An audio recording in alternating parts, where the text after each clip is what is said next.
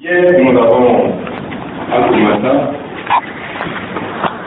vu des généralités sur Jean et cette première épître, c'est écrit en général. Et puis, après cela, nous avons regardé un peu les versets qui précèdent les trois versets que nous regardons, à partir du verset 12, où il parle de petits enfants, de pères et de jeunes gens. Et puis, ensuite, nous nous sommes intéressés aux privilèges, en réalité aux bénédictions qui sont pour les enfants de Dieu en Christ. Et après cela, on s'est arrêté sur les deux mots, le monde et puis l'amour. Et on a vu qu'en réalité, le sens du mot monde, pour faire un jeu de mots, c'est tout un monde. Parce que c'est pas limité. Et si Dieu lui-même qui parle ne l'a pas limité, c'est pas à nous de le limiter. Il dit n'aimez pas le monde. Qu'est-ce que ça contient? Moi je ne sais pas. Vous voyez, mais ça contient pratiquement tout. Et on a parlé aussi de l'amour. L'amour dont il est question ici, c'est donner notre vie pour. Il dit ne donnez pas votre vie pour le monde. Compte tenu de tout ce que Christ a fait pour vous, compte tenu de tout ce que Christ a fait pour nous. Et je vous ai dit hier que nous allions poursuivre aujourd'hui. Je n'ai pas dit que nous allons terminer. Dans tous les cas, c'est ma dernière intervention. Donc si nous ne terminons pas, le travail est dans vos mains. Et je ne sera jamais terminé d'ailleurs, tant que nous serons dans ce corps. Et pour aujourd'hui, je veux regarder deux choses, répondre à une question. Pourquoi l'apôtre dit à ses bien-aimés de ne pas aimer le monde? Parce qu'il donne deux raisons dans le texte, du moins selon mon regard. Il dit, aujourd'hui nous prenons la lecture juste au verset 15, n'aimez point le monde, ni les choses qui sont dans le monde. Si quelqu'un aime le monde, l'amour du Père n'est point en lui, car tout ce qui est dans le monde, la convoitise de la chair, la convoitise des yeux et l'orgueil de la vie, ne vient point du Père, mais vient du monde. Ça c'est la première raison. Tout ce qui est dans le monde ne vient pas de lui. C'est pourquoi il dit ne pas aimer le monde. Deuxième raison, et le monde passe, et sa convoitise aussi. Mais celui qui fait la volonté de Dieu demeure éternellement. Vous voyez donc les deux raisons sont là. Tout ce qui est dans le monde ne vient pas du Père. Et puis le monde passe. Or ce que Christ a fait ne passe pas. Donc première raison, tout ce qui est dans le monde ne vient pas du Père. Donc si on veut, première raison, premier point. Et premier sous-point, qu'est-ce qu'il y a dans le monde? Ce n'est pas moi qui le dis. L'apôtre, comme on l'a dit hier, il est inspiré, il est expérimenté, et de façon étonnante, il regroupe tout ce qu'il y a dans le monde dans trois expressions. Et ces expressions soulignent les apparences bien trompeuses du monde. Et quelles sont ces trois raisons, ces trois expressions? Il dit, car tout ce qui est dans le monde, la convoitise de la chair, la convoitise des yeux et l'orgueil de la vie. Je vous ai dit, bon, comment je vais expliquer ça, c'est peu important. Mais ça, c'est comme Jean résume tout ce qu'il y a dans le monde. La convoitise de la chair, la convoitise des yeux, l'orgueil de la vie. Il n'y a rien d'autre dans le monde. D'après ce que Jean nous dit ici. Et il est poussé par l'Esprit Saint. Il ne parle pas de son propre chair. La convoitise de la chair, on peut voir en cela tous les appétits corporels illicites, les désirs charnels, les désirs sensuels, les choses contraires à la morale. Ça, c'est ce qui fait le monde. La convoitise des yeux, on peut voir là la nature avide de l'homme. Vous avez déjà vu des yeux qui se rassasient, les yeux qui sont fatigués de regarder. Rien ne rassasie l'homme. Il veut posséder plus, toujours plus. Il veut toujours dominer davantage. Et il veut contrôler davantage. Ça, c'est l'homme. La convoitise des yeux. L'orgueil de la vie. L'orgueil, on sait ce que c'est. Quand on ajoute l'orgueil de la vie, avant d'aller plus loin, il faut dire que l'orgueil de la vie, Il s'agit de cette vie terrestre, de cette vie qui finit, de ce souffle qu'il y a en nous, en opposition à la vie éternelle. Vous voyez donc l'orgueil dont il est question ici, c'est quelque chose de vain. L'orgueil de la vie. Et quand l'expression dit l'orgueil de la vie, ça fait penser à cette idée d'arrogance, de vantardise, et la conviction que l'homme a qu'il se suffit à lui-même. Ça, c'est ce qui fait l'homme. Et c'est ça le monde. On a, dans le psaume 53, il est dit, l'insensé dit en son cœur, il n'y a point de Dieu. En fait, j'ai décidé en moi-même, j'ai compris qu'il n'y a point de Dieu. Donc je fais ce que je veux. Et personne ne peut me dire quoi que ce soit. Vous voyez. Et on a cette illustration aussi dans Luc 12 du riche insensé. Dieu a fait prospérer ses terres. Ses récoltes se sont multipliées. Ses greniers sont devenus trop petits. Il les cache, il en construit d'autres, il dit qu'il va les casser, il en construit d'autres, il n'aura pas le temps de le faire. Et qu'est-ce qu'il dit? Mon âme, repose-toi, réjouis-toi, tu as beaucoup de biens là-dedans. Et Dieu lui dit insensé, c'est lui-même ton âme te sera réjouie. Et tout ça, à quoi ça va te faire? Voyez, ça c'est l'orgueil de la vie. Et si on veut voir tout ce qui est dans le monde, se trouve quelque part dans ce triangle. J'appelle ça triangle parce qu'il y a 3 éléments. Et puis c'est fermé, c'est ça le monde. Et que nous dit Pierre? 2 Pierre. 2 Pierre chapitre 1. 2 Pierre chapitre 1.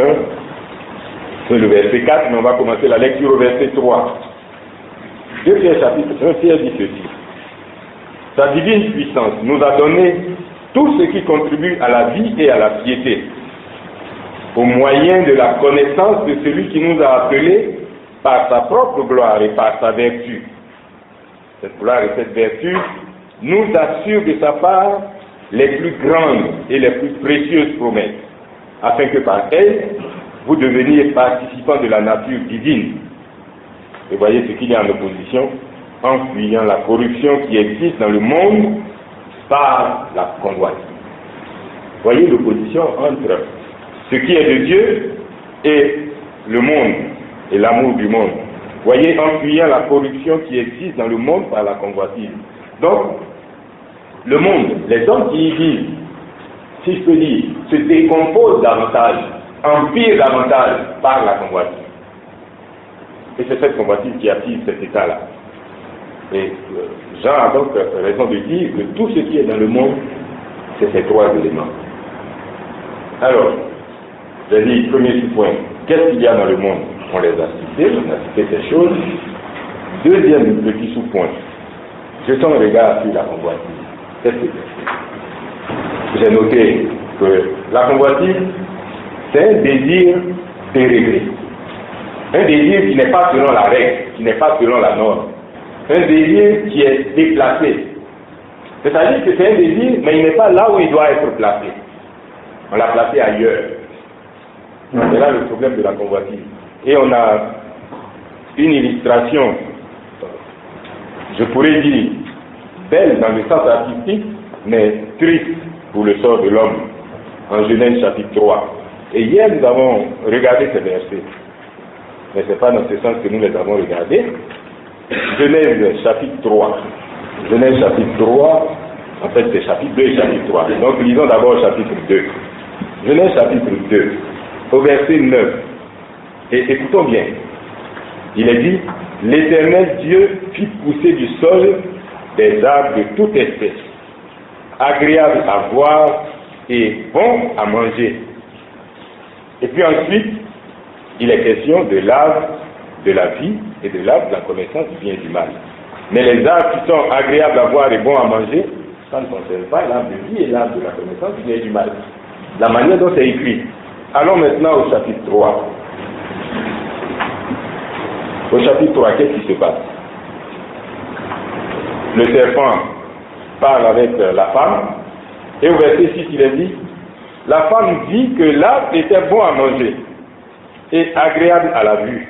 Mais de quel arbre il s'agit? De l'arbre de la connaissance du bien et du mal. Mais quand Dieu a parlé au départ, il n'a pas inclus l'arbre de la connaissance du bien et du mal et l'arbre de la vie. Tous les arbres qu'il a fait, il a dit, c'était au pluriel, ils sont agréables à voir, bons à manger. Mais la femme, c'est l'arbre de la connaissance du bien et du mal, qu'elle trouve bon à voir et agréable à voir et bon à manger. C'est ça la convoitise. Le problème n'est pas dans le désir, mais sur quoi porte le désir, ce que Dieu a interdit. Et déjà, je dirais que c'est là que commence le monde. Parce que c'est là que le péché entre dans le monde. Et donc, nous tous qui allons descendre de Adam et Ève, c'est ainsi que nous continuons à regarder ce qui se passe. Et c'est pourquoi Jean dit, ça, c'est tout ce qu'il y a dans le monde. Et on voit, il y a plusieurs illustrations, ça c'est notre quotidien aussi.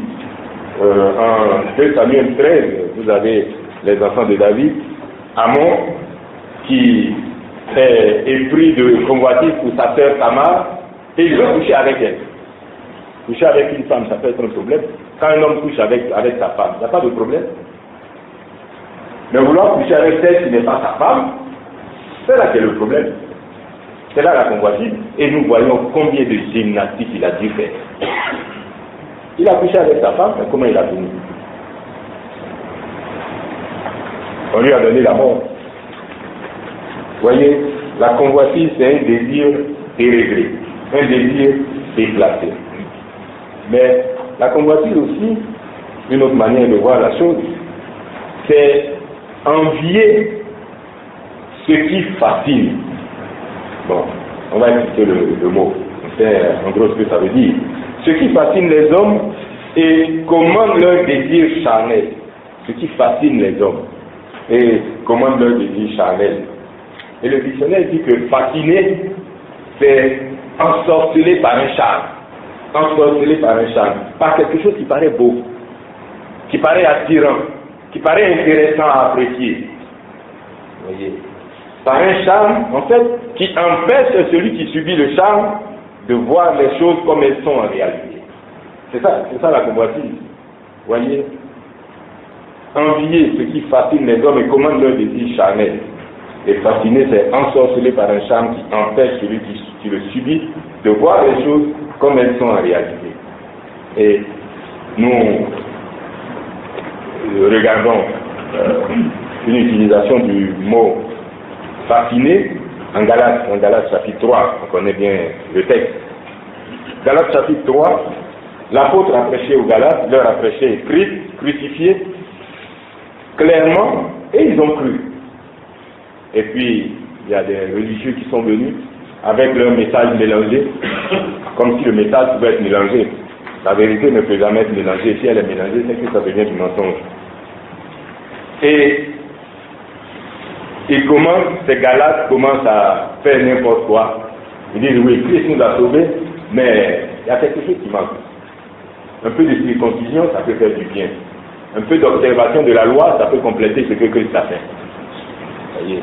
Et Paul leur écrit, lui qui a tant souffert pour eux, il leur écrit, il dit, ô Galates, dépourvus de sens, qui vous a fasciné, vous aux yeux de qui Jésus-Christ a été peint comme crucifié.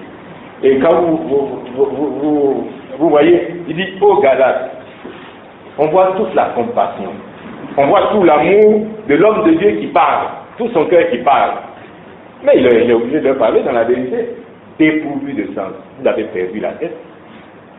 Vous avez perdu la tête. Mais qui vous a fasciné? Qui vous a embrouillé? Qui vous a mélangé la tête?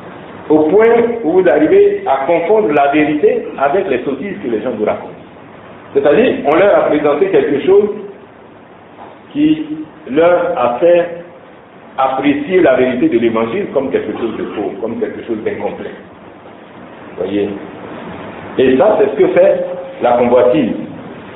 Et on peut dire aussi que la convoitise éblouit. Et j'utilise plusieurs mots pour qu'on comprenne bien. Ça fascine, ça éblouit. Et pour parler d'éblouir, je vous donne une illustration. Vous êtes dans la nuit. Vous pouvez être à pied, à vélo, en voiture. Vous êtes sur la route comme ça. Et puis, il y a un titan qui vient en face de vous. Vous avancez, vous roulez, il vient en face de vous et il braque des anti-brouillards sur vous. Qu'est-ce qui se passe? Vous ne voyez plus rien. C'est pas que vous devenez aveugle, mais ce qu'il y a entre le titan et vous, vous n'arrivez plus à l'apprécier comme il faut. Et s'il y a des troubles dans la route, vous savez ce qui vous attend. Mais ça, c'est être ébloui, et c'est ce que fait la convoitise.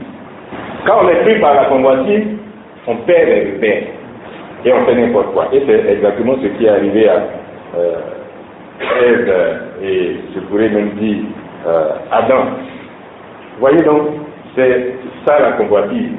Et en fin de compte, celui qui convoite, qu'est-ce qu'il est en train de dire? Celui qui convoite est en train de dire que Dieu s'est trompé. Et puisque Dieu s'est trompé, il le trompe lui aussi. Voyez, en quoi faisant? Parce qu'il ne lui donne pas ce qu'il y a de meilleur. Si je convoite, c'est qu'il y a mieux que ce que Dieu me dit. Ce que Dieu me dit, si Dieu dit c'est bon, moi j'ai dit non, ça c'est pas bon, c'est pas ce qu'il me faut. Il y a mieux. Et c'est ce que je veux. C'est ça en fait la convoitise. Donc celui qui convoite dit que Dieu s'est trompé et Dieu le trompe. C'est-à-dire que Dieu est menteur. Qu'il ne lui donne pas ce qu'il y a de meilleur pour lui, mais veut lui faire croire qu'il lui donne cela. Et si on regarde la situation de Ève face au serpent, c'est exactement ça. Vous voyez, Dieu dit, tu ne toucheras pas, tu ne toucheras pas. Elle commence à causer avec le serpent. Et puis subitement, Dieu n'a pas parlé de l'arbre de la vie, de l'arbre de la connaissance du bien et du mal, bon à regarder, agréable à manger. Et puis c'est ce qu'elle trouve agréable. Mais ce que Dieu a trouvé agréable, ça ne lui dit rien. Et c'est ainsi que nous avons compris. Et on parle d'Adam et Ève, nous continuons dans le développement. J'ai dit, premier sous-point, qu'est-ce qu'il y a dans le monde? Deuxième sous-point, je fais un regard rapide sur la convoitise. Troisième sous-point, qu'en est-il de notre expérience de tous les jours? Tout ce qui est dans le monde ne vient pas du Père. C'est de ça que nous sommes en train de parler. Qu'en est-il de notre expérience de tous les jours avec la convoitise?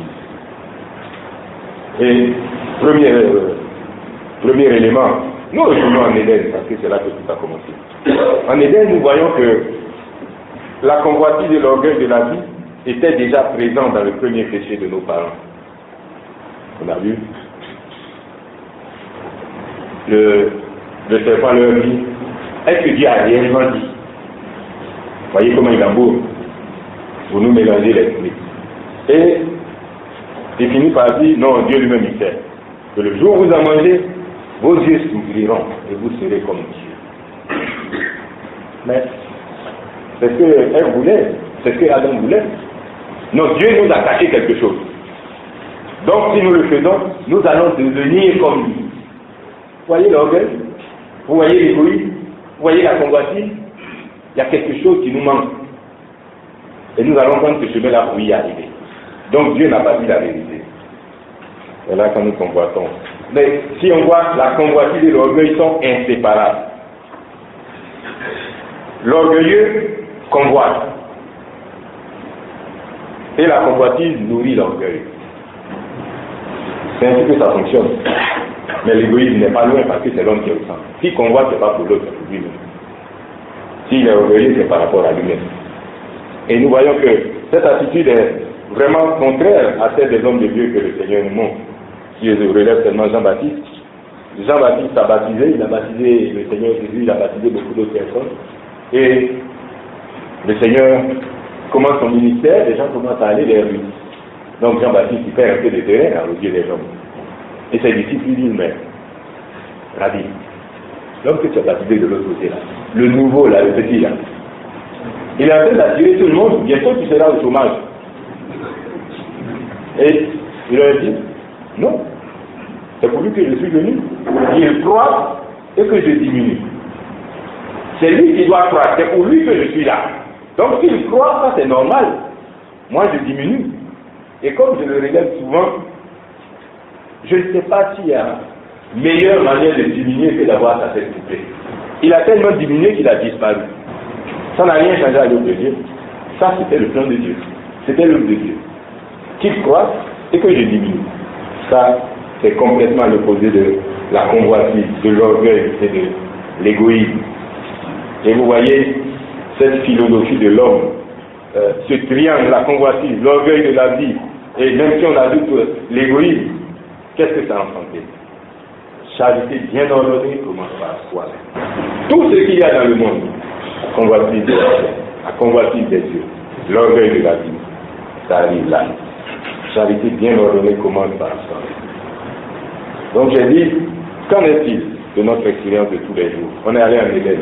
Venons maintenant à nos jours, en ce qui nous concerne nous-mêmes. Je note une chose. La convoitise, l'orgueil et l'égoïsme ont une devise. Une devise qui est simple et claire. Ça ne va pas vous étonner, vous êtes en train de vous poser des questions, mais dès que j'aurai parlé, vous comprendrez. La devise est simple. Qu'est-ce qu'elle dit? Je suis le plus important. Je suis le plus intelligent. Je suis le plus malin. Je suis le plus puissant. Je suis le plus méritant. Je suis le plus grand. En fin de compte, je suis le meilleur. Donc je dois être le premier en tout. C'est ce qui gouverne le monde, non?